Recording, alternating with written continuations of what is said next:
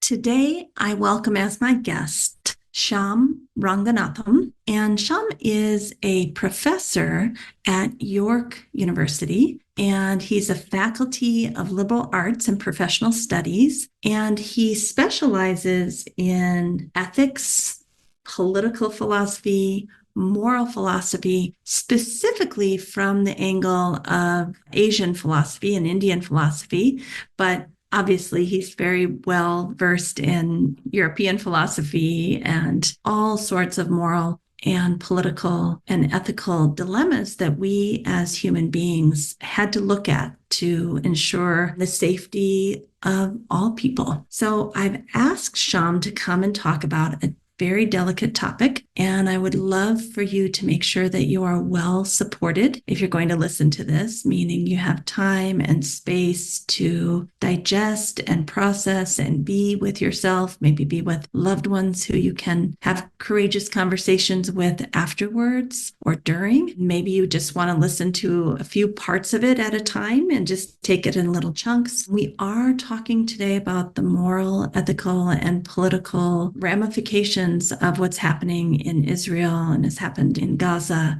This is my small offering of trying to work through this for myself, which in turn may stimulate some of you to work through it within yourself. As you'll see, the first half of the interview is kind of setting up the moral philosophy of who are we, why are we here, and what does it mean to be pro-person, meaning I want goodness for all people on earth. I want water for all people on earth. I want safety for all people. I want food for all people.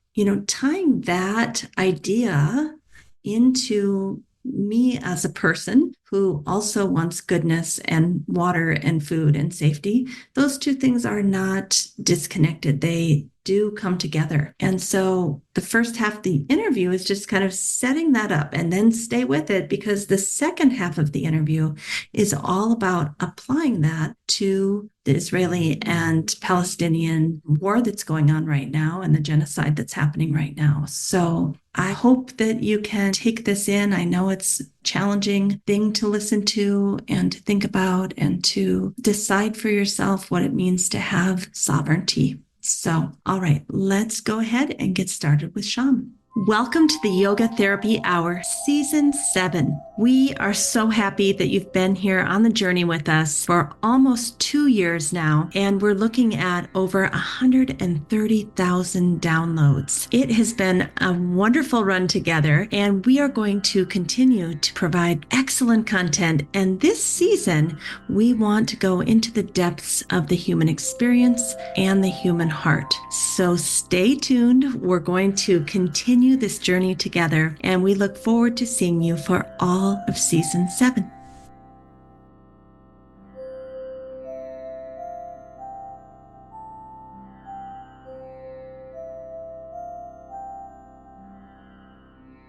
Welcome, Shyam. Thank you so much for taking the opportunity to discuss something a little difficult today. I'm having a little fear about our conversation, but I also trust that you will be able to hold the conversation. So thank you for coming. Thank you for having. So first I want to say that I saw you on a Facebook post talking about the conflict of Israel and Gaza, the Israeli government and Hamas. And I thought, wow, we need someone who has the goods to walk us through how we as yogis can look at this. But I think we first should acknowledge that you've just written a book that basically outlines how we can work through really difficult things like this. Yeah? Yes, thank you. Right. In April, Yoga Anti-Colonial Philosophy came out. And so it's written for yoga practitioners, anybody interested in yoga and or philosophy. You can use it in a YTT as your yoga humanities book. It covers all the texts that you should be familiar with. Can we name some of those briefly? Yeah, sure. So you go back to the So, Upanishads, the Yoga Sutra, the Bhagavad Gita, and the Hatha Yoga Pradipika. That's just the yoga tradition. But also, I think it's really important to distinguish yoga from other South Asian traditions that usually get mushed up together, like Buddhism, Jainism, Vedanta, Sankhya. There's a whole world of philosophy in South Asian. Yoga is just one option. I love yoga because it's the philosophy of options, of choosing, of making options clear so that you can choose autonomously. It's a very important part of the practice. And so then understanding yoga is really in many ways understanding how it's different from all sorts of other options you could choose. And I think we need to have that conversation because, in colonialism is all about not being given options, mm, having only one choice imposed upon you. And so yoga is really large. The practice makes colonialism very difficult. It's like the resistance. mm. And when you say colonialism, are you talking about what happened to India when the colonialists came? Are you just talking about a way of looking at the world being in a colonialist mindset or both? Both. So, colonizers, we're on Turtle Island, you and me, Mhm. right? So, where we live has a history of genocide, settler colonialism. Settler colonialism is one version of colonialism that tries to get rid of the native population. Then there's another version called, well, you could call it exploitative colonialism, where you keep the population, but then they're subordinated to, enslaved in some way. That happened in India. So India was an exercise of exploitative colonialism. This often happens when the colonizer, like they're outnumbered. There's Hmm. too many, but there's also value in subordinating a population. You can extract value and labor from them for cheap or for free. The British basically got it for free. Super sneaky. They taxed Indians and then they bought Indian products with the money they took from Indians as taxation and then sold those through London. So they basically like extracted like it was something on the order of $45 trillion. Like that's a huge Wow. number. I have it in the book. But colonialism presents these opportunities for an oppressor to take over, but it works because there's no resistance, right? And resisting isn't easy, but colonialism is also not easy. So, like, insofar as oppression really is trying to take away our freedom, I think if you appreciate that, then if you value your freedom, then you think, well, I have to resist because if I don't, I'm giving in to oppression. So, there's a kind of the external phenomenon of colonialism as an imposition, but then there's also the way that we either accommodated or resisted. And that's a personal moral and political choice. And so one of the points I make in the book is that yoga is the basic practice of yoga is devotion to Ishvara or sovereignty. And then you practice the essential traits of Ishvara, which is tapas, unconservatism, and swadhyaya, self-governance. And if you're doing that, you can't be colonized because colonization is trying to take away your independence. And meanwhile, you're practicing independence. So that's why I call yoga anti-colonial philosophy. At its very base, it's not friendly to colonialism, but the point that it teaches us is that if we don't practice this, we are allowing ourselves to be colonized. Because what happens is then we just start to accommodate all these external pressures and expectations for us to conform. So unless we're explicitly valuing sovereignty, we end up just following along, which is why we wake up and all of a sudden there's all this injustice and oppression. And then we wonder, how did we get here?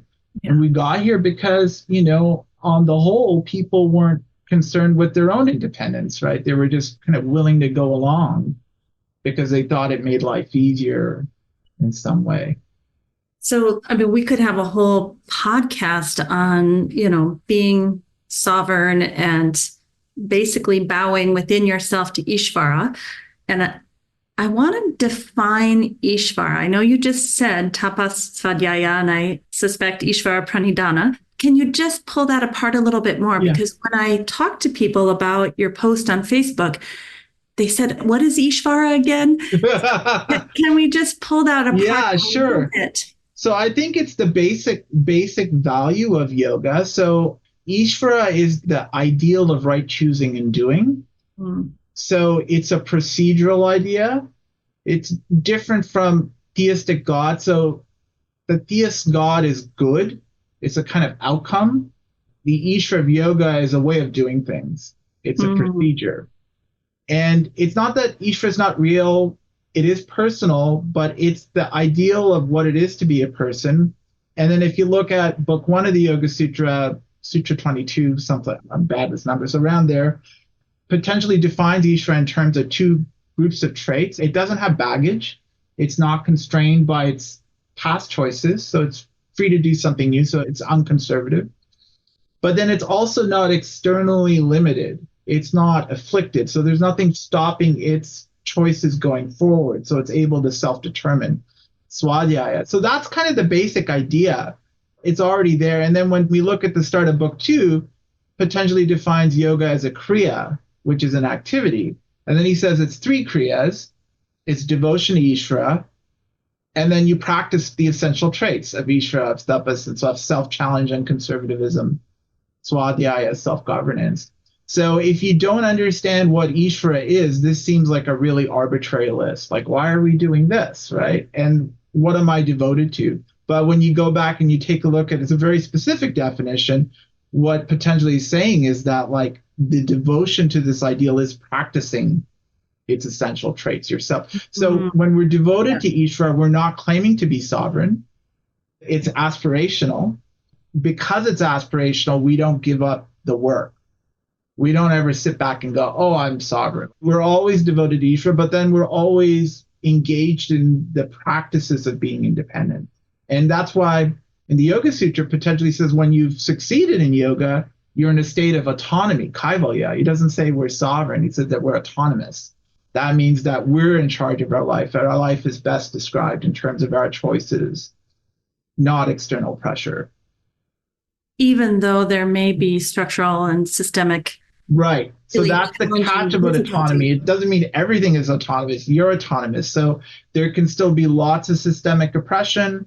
There can be lots of people who are oppressing, but you're not participating in that insofar as your choices and activities are autonomous, not a matter of external pressure.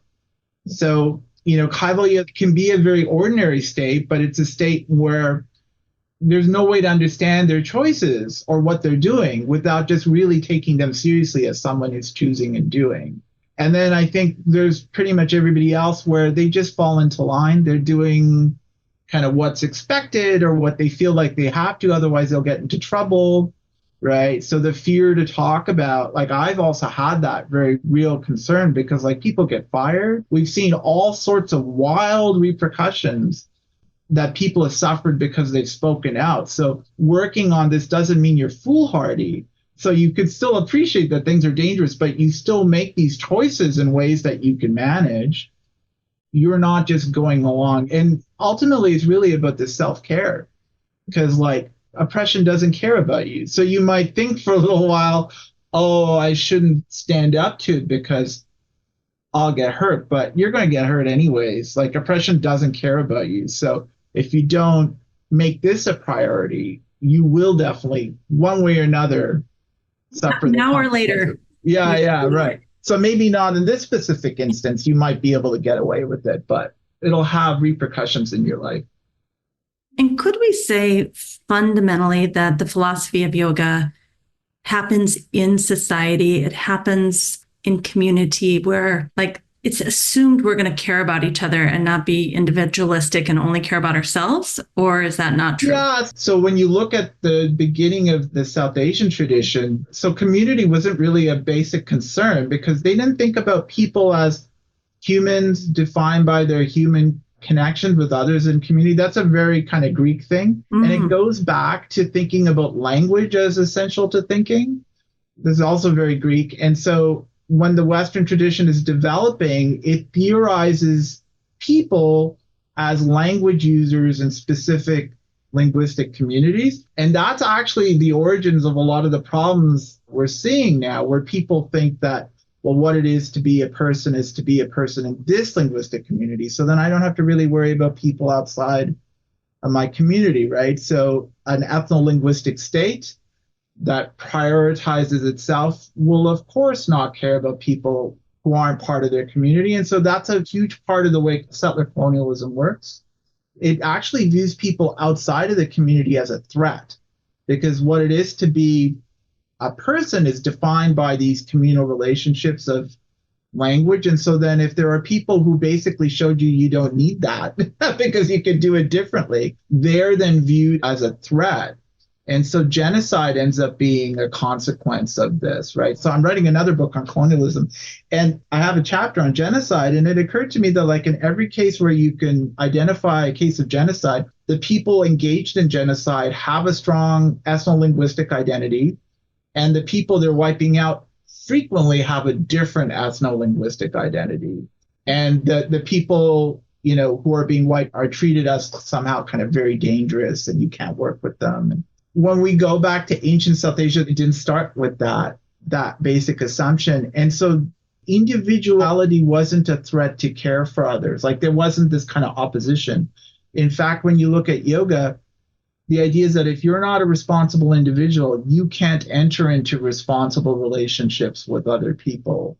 So you have to really work on being an individual in order to have healthy relationships. And there's no one else that's going to be the leader. You have to take the lead, right? So that means often breaking cultural norms and expectations that people have gotten used to but are oppressive. And that can seem like, oh, that person is being individualistic. But what in the yoga practice they're doing is they're resetting boundaries to allow for healthy interaction. So yoga then begins with kind of this insight. We have to engage in disruptive activity, protest, and also just kind of activity that disrupts systemic oppressive practices. So in a way, it'll seem very anti-community, right, at first, and it'll seem like, but because the yogi is devoted to Ishvara, they're interested in something we share. All of us have an interest in Ishvara.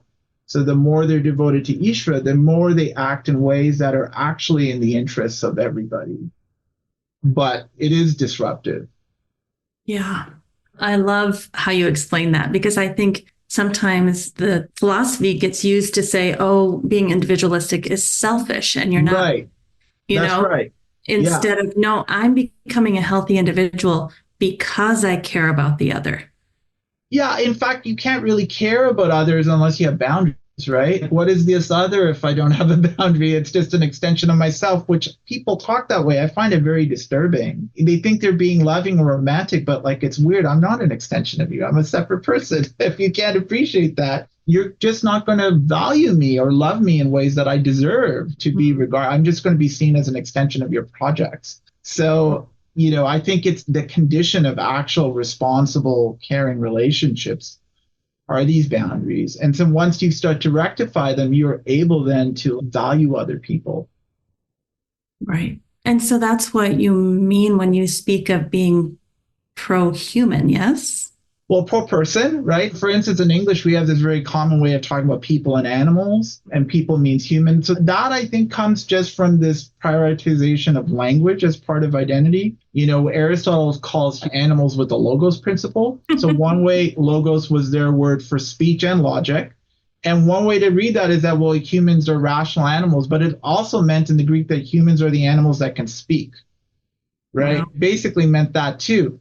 And so very early in the Western tradition, we get this dichotomy set up between humans and then the rest of the world. And then this weird lie, we're not animals, right? We tell ourselves this story. It's not true.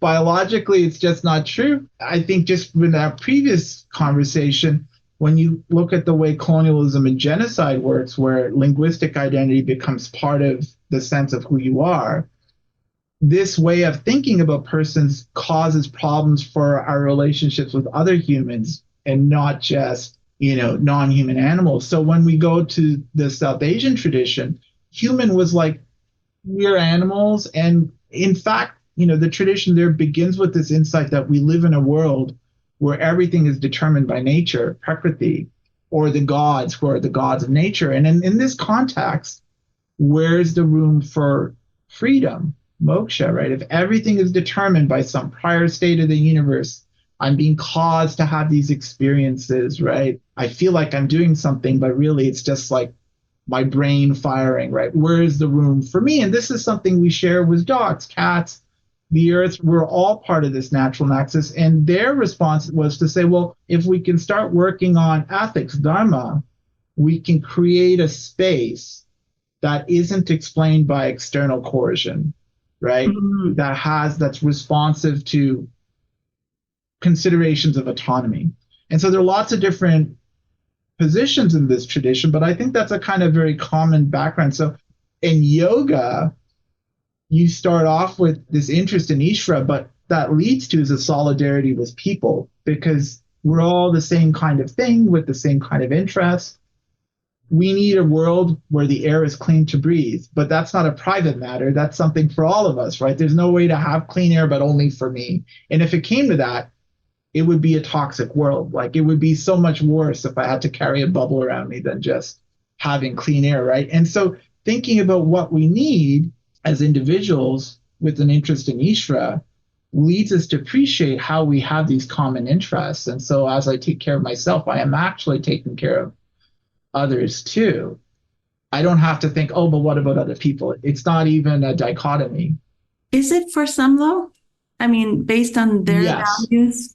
for sure. But I think that comes from thinking about yourself not in terms of your interests as a person, but in terms of very idiosyncratic subjective considerations. And in the South Asian tradition, those kind of idiosyncratic subjective considerations were often characterized as selfish. They come not from a place of responsibility, but from attachment to experiences, things you've been through to construct a narrative about yourself. And then if that's what you value, you can act in very selfish ways where others you're ignoring, but that happens outside of the realm of this kind of practice of responsibility, right? It happens because we're being irresponsible. My experiences are not really up to me. They're a function of all sorts of factors in the universe. And so for me to take that in and construct, and yoga is called asmita, egotism, and construct this artificial sense of self is actually for me to give up my autonomy to the world I live in, to internalize its system of oppression as part of my sense of self. And then, yeah, I will be completely selfish and will have to be reminded of others, but that's the cause. So I just want to summarize this in a sentence and see if I got it. Yeah. True freedom is being responsible for yourself and others. Well, if you're responsible for yourself, if we're talking about yoga, just worrying about yourself brings everybody else along because you are one of a kind. There's a kind of thing, persons, and it's by virtue of being a person that you have interests. And so if you're going to protect the interests of what it is to be a person, you're going to create a space that's safe for everyone else too. Mm-hmm. Right? Just like in order for me to have clean water, I got to have clean water for everybody. In order for me to have clean air, it has to be for everybody. In order for me to have a safe streets or public, if it's really going to be safe, it has to be safe for everybody. I can create walls and bubbles, but that's actually not making my life safe. It's actually creating an illusion of safety within a wider context of danger. So really being concerned about myself gets myself as the responsible agent, gets me away from selfish thinking.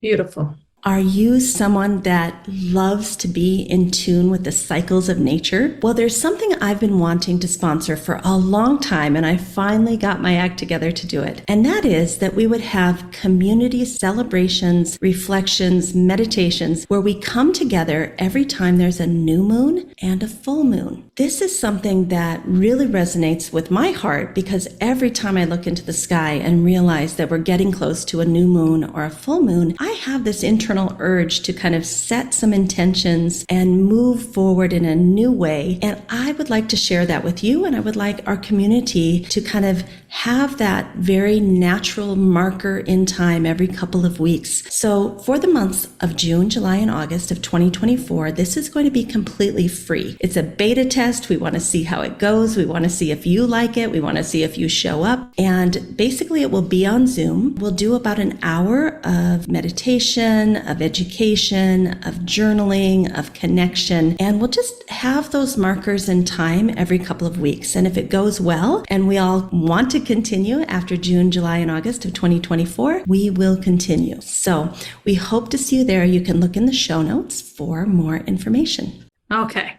So that brings us to, as we think through what's happening in Israel and Gaza, how do you frame that? People aren't looking for the answer. They're looking for, the people I'm talking to are looking like, how do I even get my head around this and think through this? Great. So I think that yoga provides us a lot of tools we need, because this is not the first time there's been suffering caused by one group of people and meted out to another group of people. It's not the first time that humans have done horrible things to each other, right? So this is not a kind of new circumstance. I do think it's hard for us to see the dimensions of oppression because in a westernized world, we've normalized this linguistic sense of self, right? So we're encouraged to think in terms of ethno-linguistic identity. And if you look at the history of colonialism and oppression, that's actually where it comes from. It comes from groups thinking of themselves in terms of their ethno-linguistic identity and then problematizing others who are not part of that ethno-linguistic identity.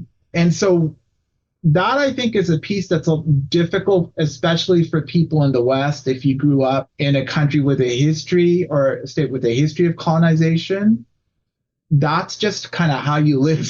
You don't see it as a problem. You think that that's just how, The interesting thing about yoga is that it always presents us the right way to do things, and then it also provides us a diagnosis of what's going wrong. So it does both. The right way to think about any moral problem is in terms of what follows from your devotion to Ishvara. So if you're pure and content with that, you appreciate as a state of solidarity with people, and a person is the kind of thing that thrives given their own sovereignty and independence. And so then your state of devotion is really this radical state of solidarity with all people. In this state, look at what's going on. I can see myself engaged in solidarity with everyone who's suffering there, but I can also see that some people are not. So some people who are engaged in this mass suffering are not engaged in an act of solidarity with people. They're engaged rather with a very contingent sense of self in terms of ethno-linguistic identity. Now, it's not that we can't see examples of that on the Palestinian side, but if you look at what's going on now with respect to the justification for Israel's actions, it's all couched in terms of its right to exist, but what does that mean? Ethno-linguistic state, right? So that means then that the lives of Palestinians just don't matter as much, right? So the lives of every Israeli who was either killed or kidnapped on October 7th has this disproportionate value in the narrative relative to all the Palestinians who have been kidnapped or died. It's just remarkable, right? The scholars that I was listening to were saying that there was like a 20-to-1 ratio with respect to death, right? So for every Israeli who's died since the foundation of Israel, 20 Palestinians have died, right? So for you to normalize that as acceptable, you have to normalize the idea of somehow we shouldn't adopt this kind of blanket policy of solidarity with people. We should have this kind of ethno-linguistic prioritization. And then there's all sorts of very weird discourse that follows from that, like, oh, well, Palestinians are just Arabs. They can go to another Arab state. There's like Israel has some type of special right to exist over the. So, and a part of that is hard to understand if you don't understand the history of Zionism and Europe and the Holocaust and all of that. And many scholars have pointed out that a lot of that isn't actually all that friendly to Jews either. Like a lot of the early Zionists quite anti-Semitic. I think it's just really quite simple. Like when I look at this, I'm not trying to take sides. I want to be in a state of solidarity with everybody. Then I notice there's one group that doesn't. And they're the ones who are, disproportionately powerful in this conflict. And the outcome is genocide. It's just hard to deny that. Now, the way you can deny that, the way it gets denied, is that people are very deferential to the rights of an ethno-linguistic group to survive, right? So then said, no, this is not genocide. They're just protecting themselves, right? But that's kind of neither here nor there. Like when you look at the UN law, that kind of the policy on genocide and what's involved in that, it's very easy to see that this is what's unfolding. And what stops us from simply calling it is that we just normalize the rights of a certain ethno-linguistic group and then kind of normalize the idea that people in the other camp just don't matter, right? Like they're just a kind of collateral damage. Do you think that we're doing that because a lot of us are staying silent and just kind of not having sovereignty and not being devoted to Ishvar at this point? Are we doing that because of the guilt and shame over the Holocaust? Well, okay, from a yogic perspective, there's like we have these samskaras. These are unconscious patterns that we've normalized, and usually they come from identifications with experiences that we've had, and then we institute them as ways of learning and dealing with new information. So that what ends up happening is we end up repeating the same patterns over and over again because we use these samskaras as our tools. And so I think that whenever you see people in a rut, even though the world is changing radically, they're proceeding as though nothing has changed. You can tell there's some deep-seated samskaras at play. I think there are a lot of admirable people who are scared. It's also sometimes unclear what to do. There are lots of people I follow who are very vocal, but at the same time, I'm not entirely sure. I think it provides an opportunity for people who sympathize with that view to feel like they have company. I'm not always sure it's actually changing anything. I do think if we feel safer exploring this pro-person position, it normalizes criticism. And that's the other interesting aspect of this, the way in which we're not supposed to engage in any criticism of Israel's activity. Like as a moral philosopher, we consider also any topic, even if you agree with what they're saying, we should be able to talk about it. But it's interesting how we're not. And there are repercussions for people who take a stand, especially who are critical of Zionism. There has been. So I think there might be historical samskaras that work. The way oppression works is that there are punishment, like there's actual consequences for not going with the dominant story. And so, I'm sure lots of people are worried about that too.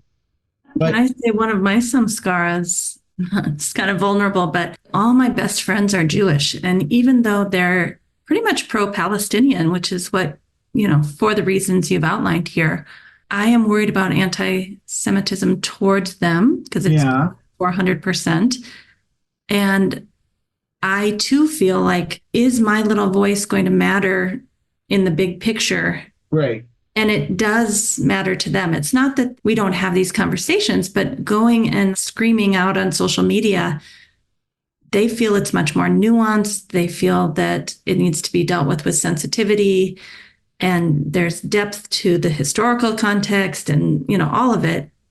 I don't want to be so boisterous. Great. Yes. Is that just my samskara, and do I need to get over? Well, you know what? I think this is just also part of the way oppression works, because when we internalize the system that we live in, we're scared to do things that's going to disrupt it. Mm-hmm. And one real consequence of having to do yogic work is that your relationships can get upset, right? I've lost some friends. I don't engage with some other friends because I can see they're very pro-Zionist and it would be a difficult conversation and kind of fruitless.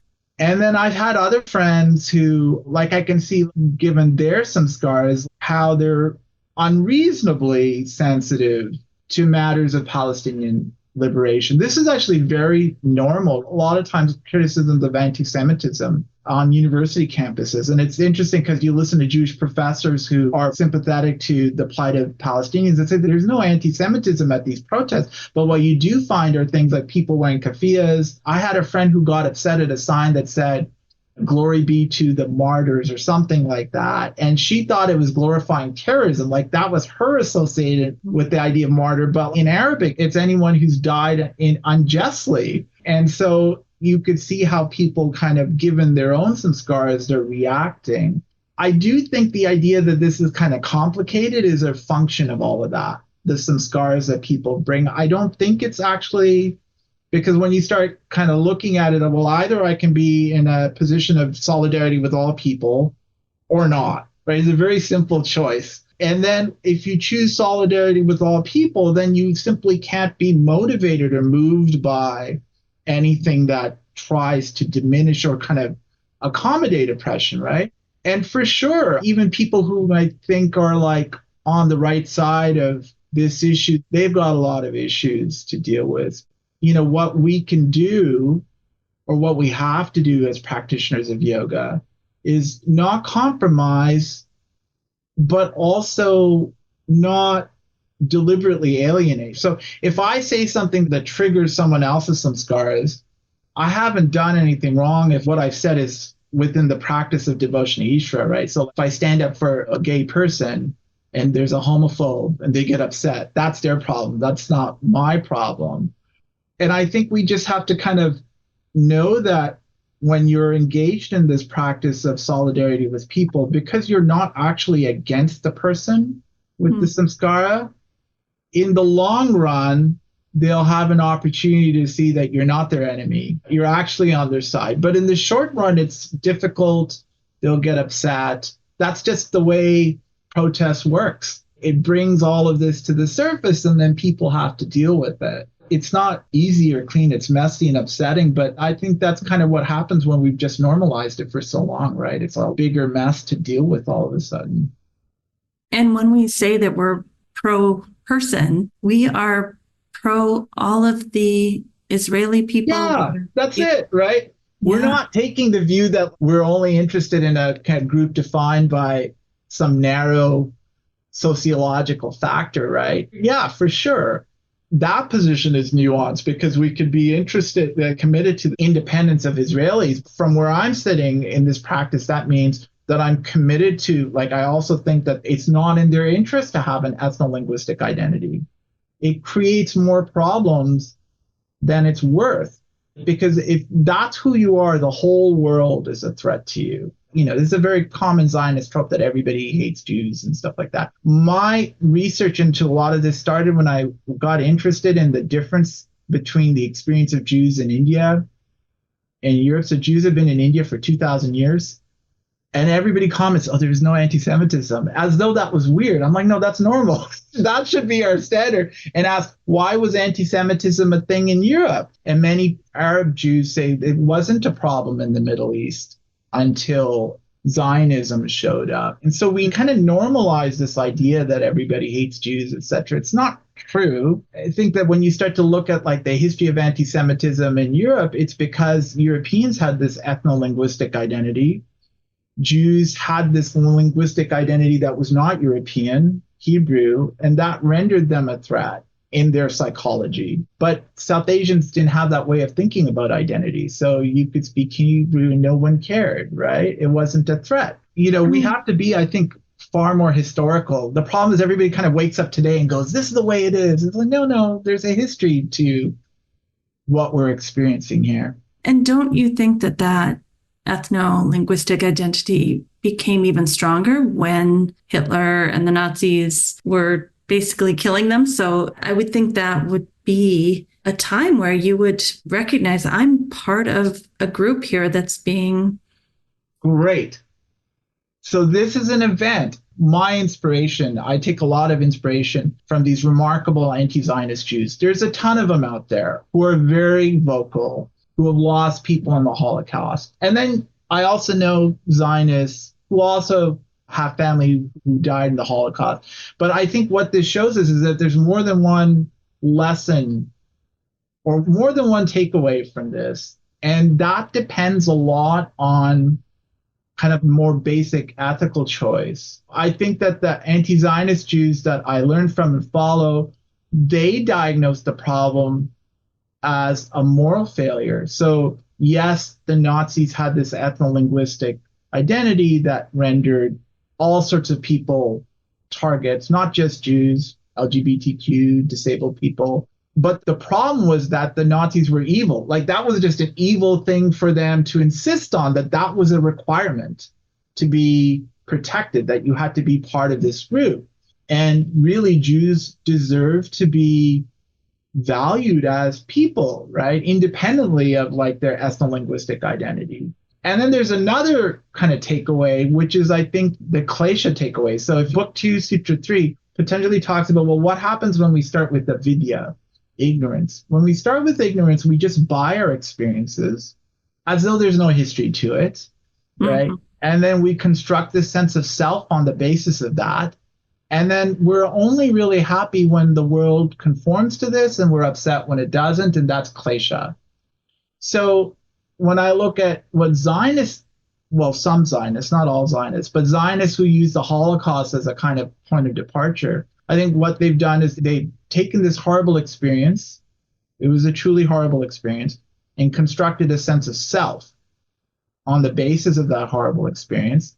And that horrible experience is that they were being persecuted because their ethno-linguistic identity was not valued. Right. So basically what they've done is they've taken what the Nazis were doing as though it teaches them something about themselves. And then the inference they draw from that is that, well, we need a space where our ethno-linguistic identity is supreme and safe. You know, the problem here is that you're learning from the wrong people, right? So that's the way colonization works. It works by this process of ignorance where we just buy our experiences as informing ourselves. And then we just carry on, we just replicate the abuse we suffered. We pass it down instead of disrupting it. And so I think the yogic alternatives say, well, people were making choices and they made the wrong choice. So it wasn't that Jews were the wrong ethno-linguistic identity. It was that Nazis were making a wrong anti-person choice, right? Mm-hmm. And so the proper response is to be pro-person. If people were pro-person, then Jews would have been spared the Holocaust. But because people weren't pro-person, they were willing to buy ethno-linguistic identity as a foundation of social order within the context of Europe, where Jews were a minority. The Jews were depicted as the problem, not the ethno-linguistic identity of the oppressors. So that seems like the more reasonable because it doesn't allow for the replication of the problem. It also provides a moral criticism for a moral problem. And I think the Zionist response doesn't. It kind of just replicates what the oppressor does as though it's a solution. It's just so ironic. We see it in so many groups Yeah, that have been oppressed that take that exact blueprint and become right. oppressors. Absolutely. So the Hindu right in South Asia, this is a theme. You could look at colonialism and oppression, people everywhere, they've got a choice about how they deal with their experiences. And you can either take the yogic choice where you adopt this practice of devotion to Ishvara, and then you realize that you were wrong because the way you were treated was not on the basis of your interests as a person. And so the actual solution is to expand this devotion as sovereignty, create a public environment where people are free to explore their own independence, their own individuality.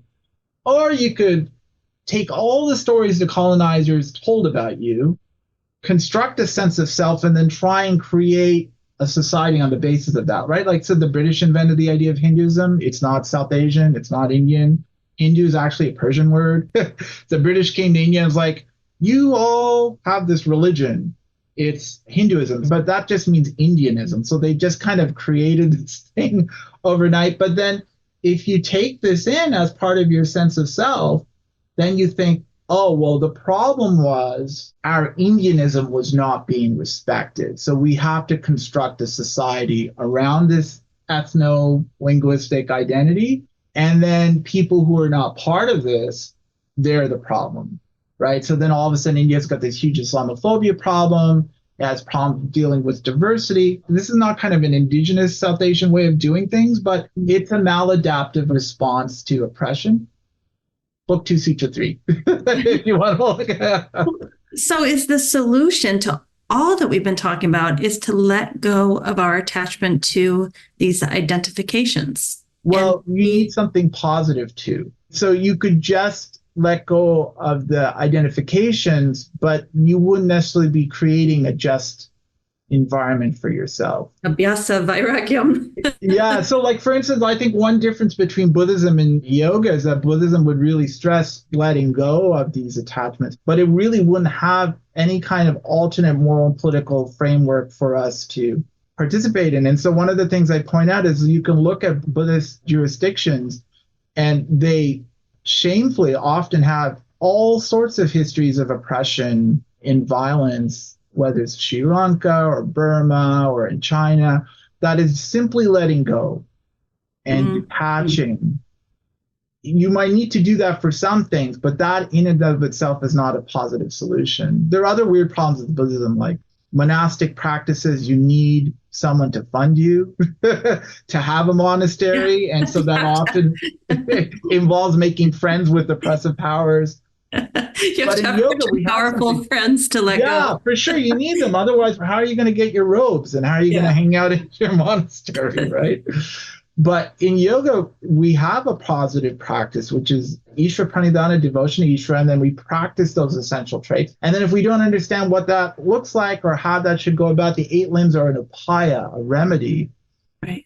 to help us kind of reset our practice. And that's why we start with yama. And the first thing is ahimsa. So then we have to disrupt the systemic harm and then participate in the facts, the satya of people not being deprived what they need, asteya, personal boundaries, respected brahmacharya, and then no colonialism or appropriating aparigraha. So that's kind of the baseline. And then it's within that context we can start focusing on a more personal practice. And so, as we get close to closing up here, I think so many people are frozen thinking, what can I personally do about this? Yeah, Do you have any advice on that? yeah, for sure. I think that if you stop worrying about external events and how you should respond, and simply put your energy into this practice of devotion to Ishvara. And then you have to challenge yourself to overcome old patterns. That's the tapas. And then you have to also kind of make room to really self determine your own values, swadhyaya. What happens is that fear that was holding you back from being more public and doing things that can help shift starts to disappear because you're no longer structuring your life around trying to accommodate what you experience for fear of getting in trouble.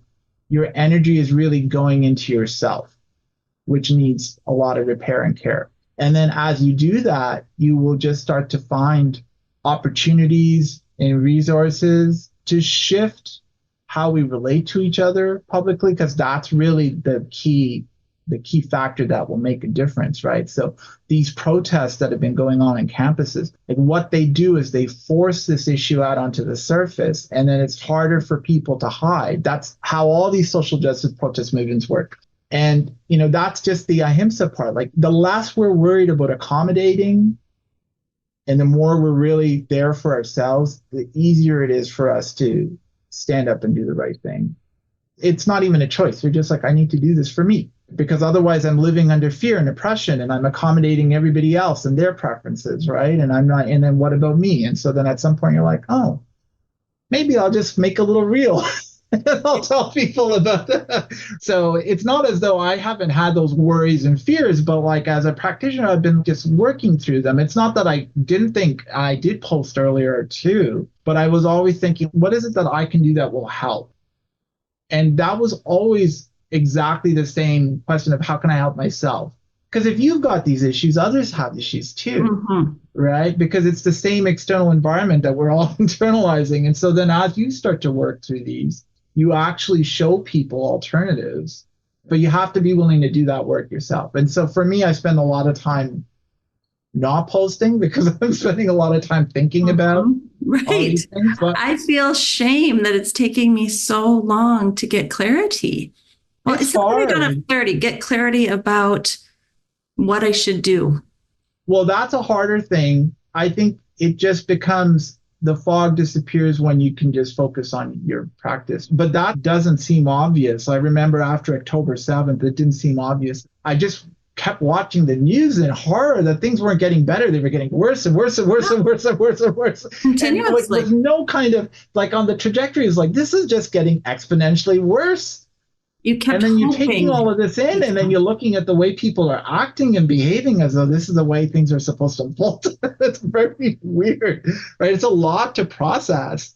You just go back to your practice, and it really gives you the strength to not try and people please, Mm, right? I think, and you realize that there are lots of other people going through the same suffering as you know, in positions of relative safety, but feeling so helpless to make a difference, and then also nervous to even try. It is a weird problem to have because, like, there are no bombs falling on our heads, and yet, here we are, kind of often feeling paralyzed by kind of the yeah. indecision or the worry. Yeah. That paralysis, I think, also comes from just thinking that the governments are going to do what they want. The US government, Netanyahu, Right. Yeah. Yeah. they've got a plan. They're doing this. And I'm such a little tiny person that probably doesn't Right. make any difference. For sure. But I love what you said about when we can work through this through our yoga practice, we do it for us. Yeah. It's not charity. You're not trying to be a martyr. You need to do this for yourself to Yeah. be a free individual. Otherwise, you are just going to live under this impression as though it's okay. And you can't allow that for Yeah. yourself. It's like either I can be free or I can be live in a prison. Like when you put it that way, the choice is kind of obvious. Yeah. Well, thank you for walking us through this today, Shyam. I really hope that people will just listen to this and take into consideration what you've outlined for us as our work ahead of us. Well, thank you very much for the opportunity, the Any last conversation. thoughts of wisdom that you want to share before we close up? Well, I do think people think of philosophy as this kind of superfluous, not necessary. Why do you need it? And I think not caring about philosophy and the philosophy of yoga leads us to these places where we feel we lack resources. So I would really recommend people to take some time to think about learning about the philosophy of yoga because it's a remarkable resource to fall back on. But this was the way the practice began. It wasn't in yoga studios or on mat. The practice began with people thinking about these very issues of like, how do I deal with the world that's oppressive? And what room is there for me? And what are my options in this circumstance? And I think a good place to start that study is with your book that has just come out in April 2024, Yoga, Anti-Colonial Philosophy, an action-focused guide to practice, which is published by Singing Dragon. That's right. And then do you also have courses? I'm on your website here, Oh, yeah, for sure. www.yogaphilosophy.com. That's right.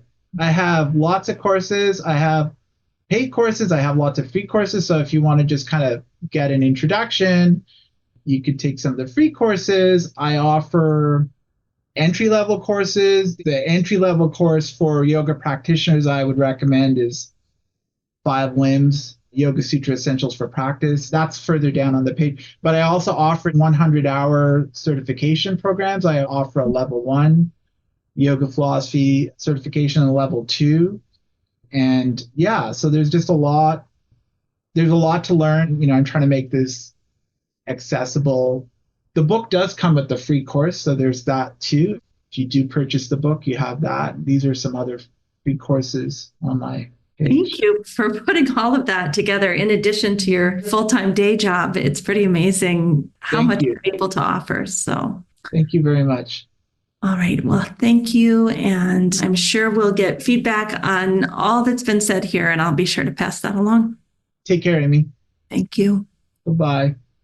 I am so grateful for Shyam kind of walking us through the yogic perspective on this. And I'm sure this may have been a hard message for some people to hear, and maybe you completely disagree with it.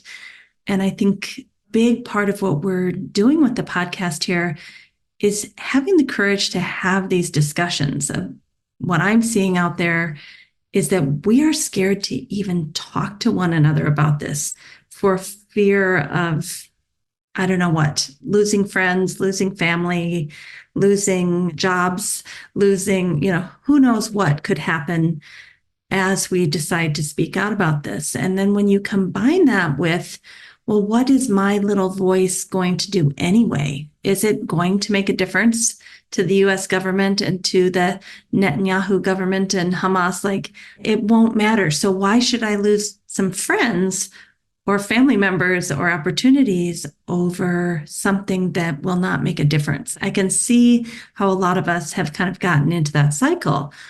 And I think what I heard Shyam saying is we are not speaking our truth to make something happen out there other than maybe bring awareness, which is always a good thing, to get people talking.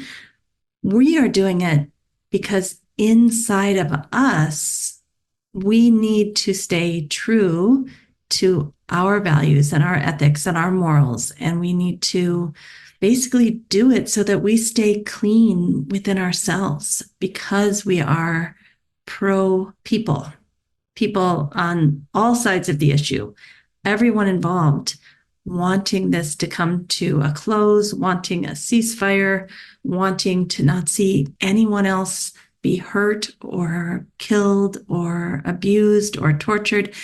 We are pro-human, and it's okay to speak out and say, I want this to come to a close, and I'm ready for this genocide to be over. And I think that's okay to say. So I feel like this conversation has moved my needle a little bit. I've talked to other people in the past about this and how I can work through it. And I felt like I just got shamed, honestly, privately and publicly, when I had those vulnerable discussions as I was trying to work through it with myself. And that shaming didn't feel like it actually helped me work through anything. And it didn't feel good. It now had another layer to try to work through on top of my original confusion and avidya. Whereas this conversation is just about each person being sovereign. And what do we mean by that? We mean that in getting clarity within ourselves that we love other people and we want to take care of all people, that's what clarity of self is, that it's okay to say that out loud and that there is nothing wrong with that, calling this what it is. So I guess each of us has some reflection to do, some tapas, svadhyaya, and ishvar pranidhana. And I welcome you into that process with me. And hopefully we can pray for a ceasefire to happen very, very soon and for this to be over. And for each one of us to have grown in this experience and maybe be closer to a place where we're willing to call out the oppressors or willing to say, no, that's not okay, that my personal safety is intertwined with other humans. And if it's not okay for me, it's not okay for them. I'm willing to put myself on the line for this.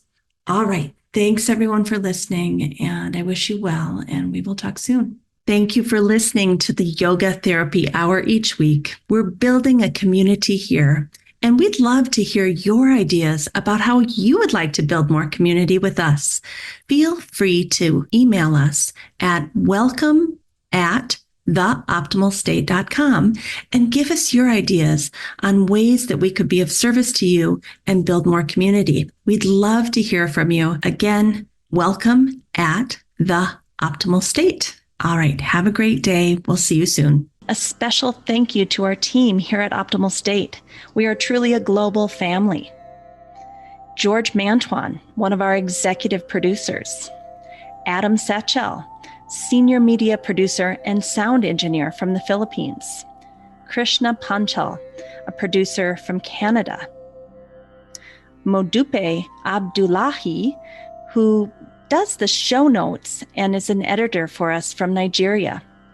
And Peter Morley, who wrote and produced the music for this show, who lives in Australia. Find more about Peter's work at www.zenmusic.biz. Thank you for listening. We'll see you next time.